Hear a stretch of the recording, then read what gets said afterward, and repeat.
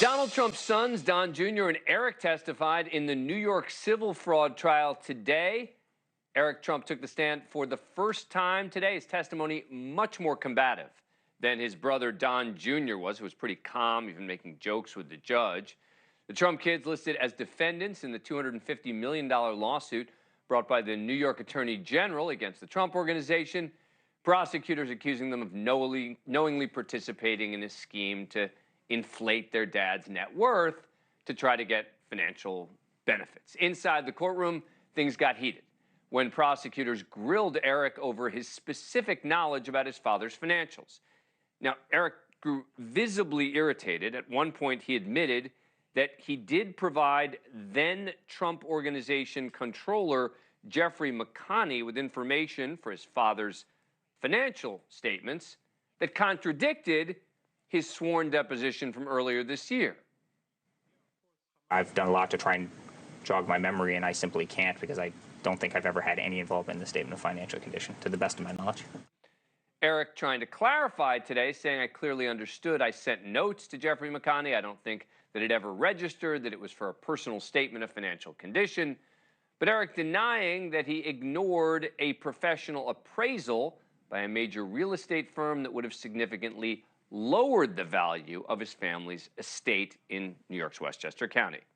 For the lunch break, Don Jr. wrapped up his second day of testimony. Outside the courthouse, he blamed, once again, his accountants for any errors.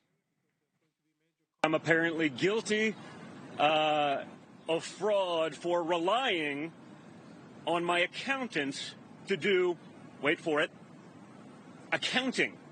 I mean, think about that. What does that do for literally any other business? You pay experts millions of dollars to be experts. You sign off on what they give you, and you're liable.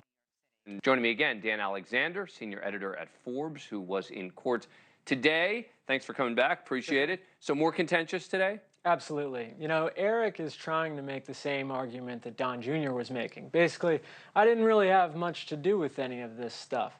His problem, however, is that the Attorney General has tons of documents and other evidence showing that, in fact, he was involved in not just the overarching parts of inflating the net worth, but the details of it, sending information to the people putting together the numbers for what a specific mansion should be worth, for what a golf course should be worth. And it's much harder to say, hey, I had nothing to do with any of this, when the Attorney General is putting up emails showing that, in fact, you were heavily involved in it. There was a moment at the end of court which got pretty ugly, where the judge ended up sparring with the lawyers for Trump about one of his own law clerks.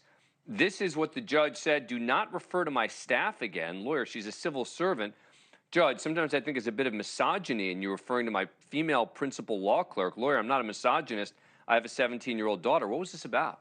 So the backstory here is that the judge put a partial gag order on Donald Trump to prevent him from talking about his staff, because he's fearful. About the judge's staff. About the judge's staff. Because he's fearful that Donald Trump's comments might spark violence or something like that against his staff. Now, Trump's attorneys also have made comments about the judge's law clerk, and so the judge was saying basically, cut it out. Don't be talking about her. And then, of course, that prompted more discussion about her. Things got contentious, a little ugly. What's the obsession with the law clerk? I mean, throughout this case. So for Trump's team, they want to portray this as a biased case. Yeah. And the law clerk is sitting right next to the judge, passing notes to the judge.